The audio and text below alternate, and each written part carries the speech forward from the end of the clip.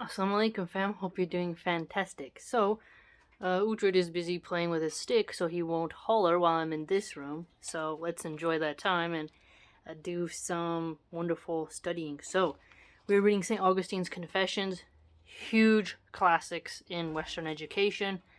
You'll hear his name, understanding his influence on philosophical thought, in religious canons, in history in and of itself is very, very valuable. And you can learn something from everyone.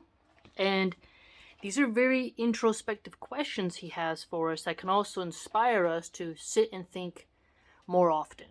So let's begin. We're in number 4 of book 1. What then is the God I worship? He can be none but the Lord God himself. For who but the Lord is God? What other refuge can there be, except our God? You, my God, are supreme, utmost in goodness. Now here, this language of supreme. So for us Muslims, we say the Most High, the exalted in might. Exalted in might is almost a synonym of supreme. So here you see the similar language here. So he's asking himself, who is the God I worship? So he's looking at attributes here, right?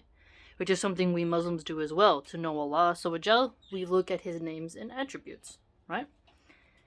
And by the signs and stuff as well.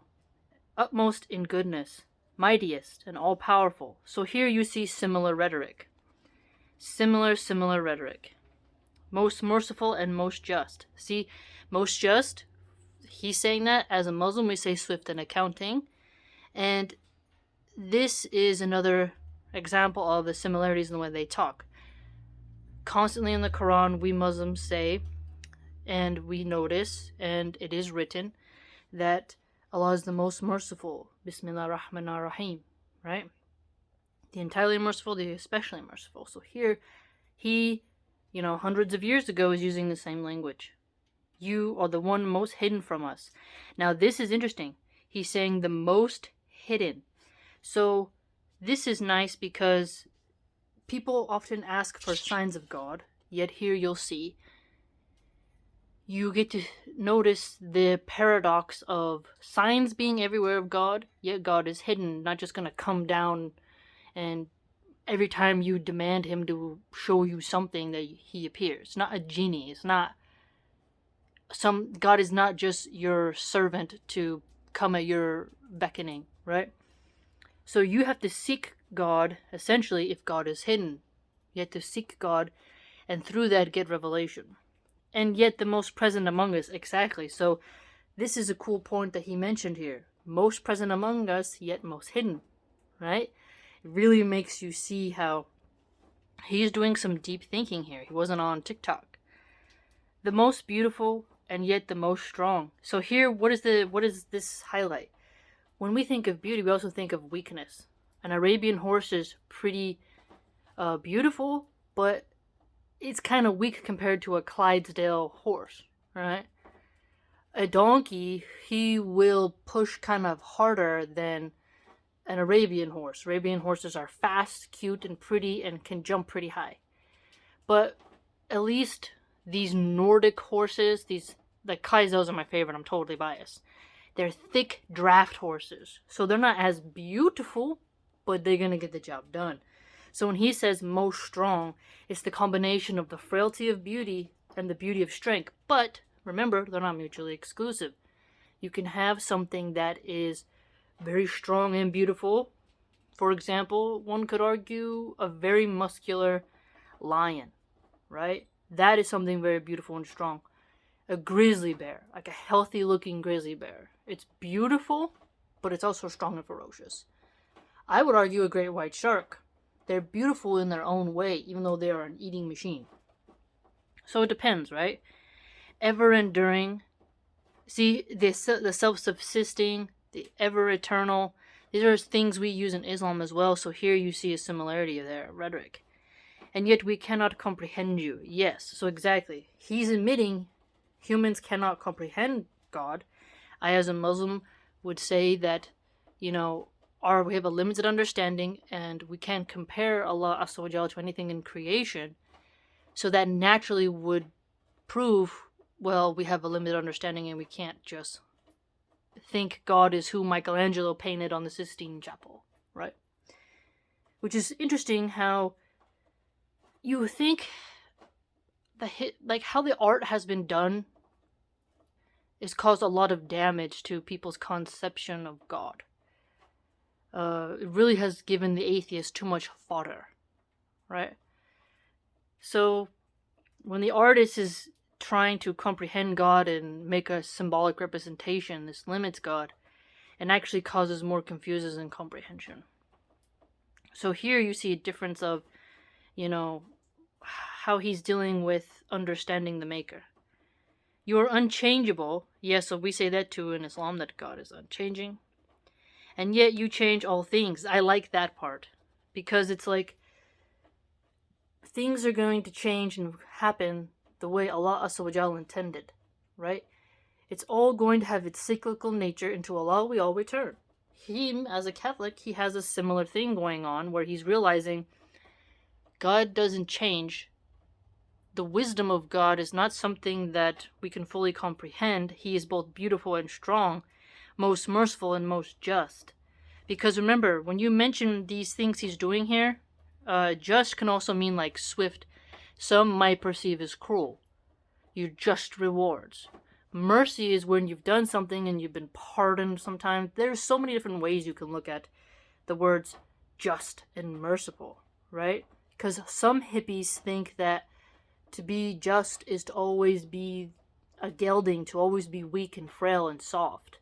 To be merciful is to be wimpy and let everyone do whatever they want to you. We have a very twisted sense of those words now because of the redefining of words.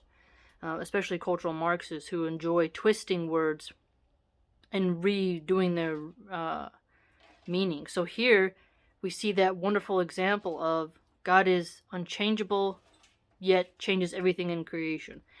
And I would say as a Muslim, as he wills. So Allah does as he wills. And if he does as he wills, things are going to change. And it's going to happen in a way you may not understand. But that doesn't mean you fret and whine. You just deal with it. You are never new and never old. Now this one I like too.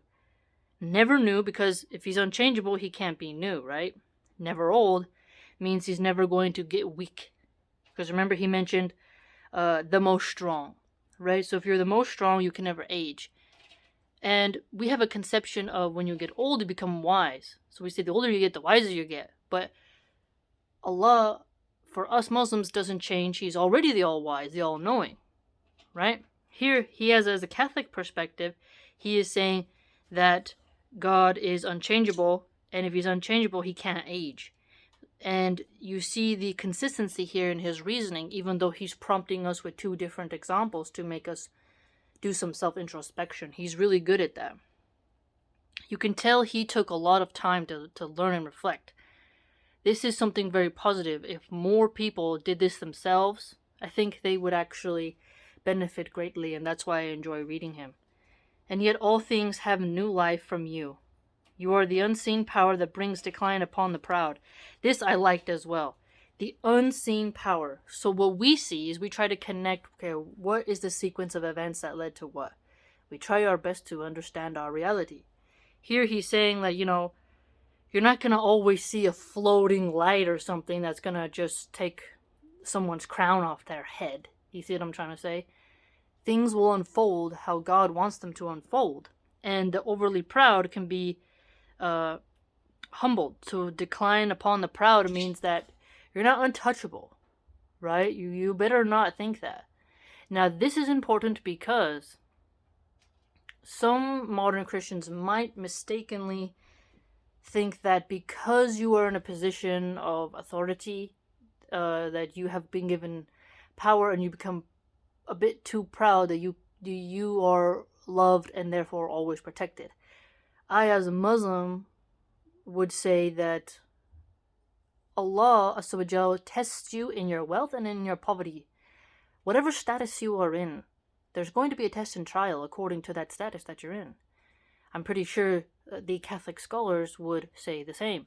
But the point is the younger generations of Catholics who maybe have not contemplated upon what their scholars have said may have missed this fact.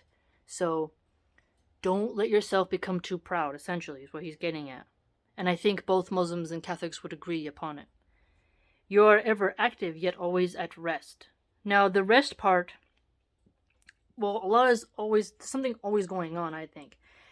Now, remember, Catholics have a concept of rest for God because on the seventh day, God rested. We as Muslims, from my understanding, don't say that because God never tires. Allah subhanahu wa ta'ala never tires. He's most capable of everything. However, they have a different conception, so I think that would be another path of similarity in the first part and non-similarity in the latter. You gather all things to yourself. To Allah we all return. Inna ilahi wa inna ilayhi rajiun. Right? To Allah we all return, and so on and so forth. Here, you notice how God is the first cause of everything. Things will fall out how He wants it, and then on your death, on the day of accounting, you'll be brought back, because they have Judgment Day as well in their religion. Though you suffer no need. Now, though you suffer no need, there's a similar thing in Islam as well. Allah is free of need. We are entirely dependent on Him.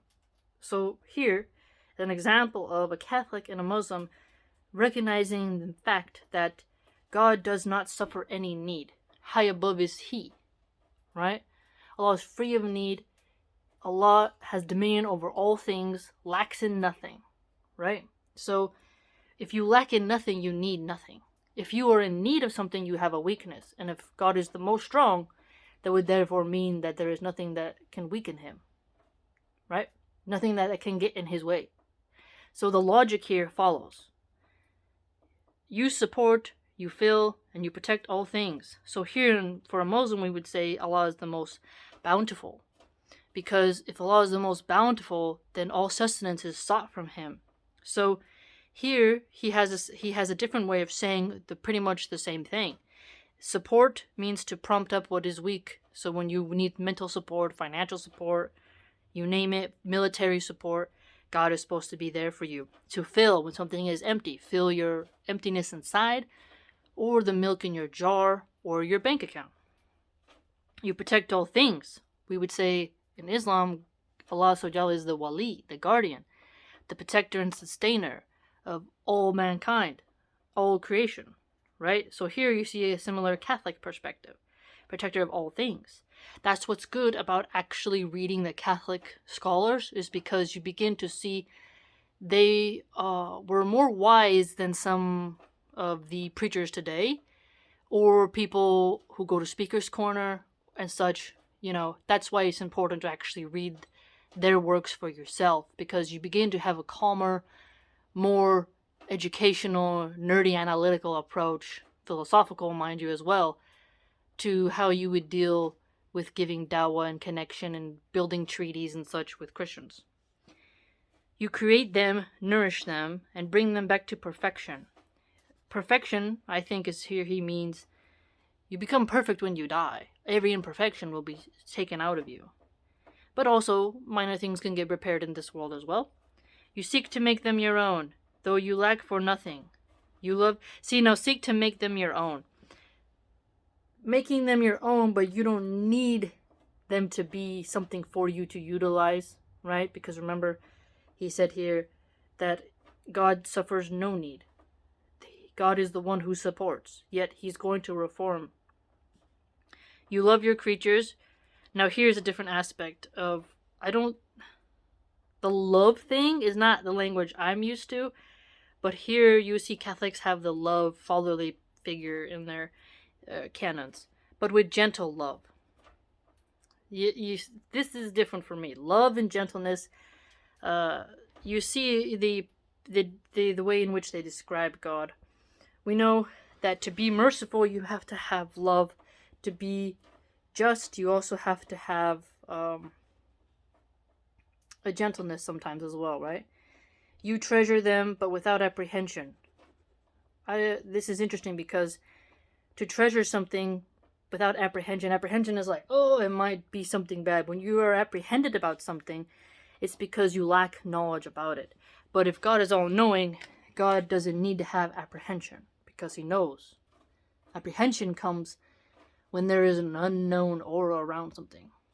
You grieve for wrong. Now, this would be something I wouldn't say, but remember, this is a Catholic. I don't think God Allah Subhanahu grieves for anything, but I think the prophets we grieve, right? Maybe the angels, but God himself, no. But remember, the Old Testament has this element of grief, regret upon God. So that's a distinctly Catholic perspective. But suffer no pain. So this is interesting because it gets into the paradox of when you have pain, you grieve. But how do you grieve with no pain? So this is the paradox of God for a Catholic, not for me as a Muslim. But what are some key words here that you notice? New, never old. Most strong, but beautiful. You see how he, gather all things to you, but you suffer no need. He has gone through this logical string of reasoning, yet poetic as well, yet correct according to his theology. So he has done a masterpiece of writing. Just here, if you do textual analysis and you actually know a bit about Catholicism, you can see how he's a heavy hitter in the field of Catholic scholars. Anyone who thinks they can write better than him, I would tell you to actually write it first, have the Catholic institutions review it, and let's see, It's very popular to trash the scholars whom you've never read, and whom you probably never will read, and who you don't even understand, for pious points, right? Or to feel smug and superior and arrogant, which is shows you have a black heart, because you are slandering somebody without actually knowing their work and taking the time. Because even from this, you can see there are similarities yet differences and distinct things that make you reflect yourself, right? You can be angry yet serene. So here he's showing Old Testament, you see some of the anger, and then serene implies like a kind of neutral, like there's like a no element of anger there. Like I'm serene when I'm hiking. I'm angry when something is like God's wrath is spoken of in the Old Testament, right? So this is an element of how humans might perceive the emotions of God. I'm not saying that's 100% correct. Just saying that they're reflecting on it. Your works are varied, but your purpose is one and the same. You welcome all who come to you, though you never lost them. You are never in need, yet are glad to gain. Never covetous, yet you exact return for your gifts. Never covetous. Coveting is bad. A lot of people covet. It's like vying at something like, I want.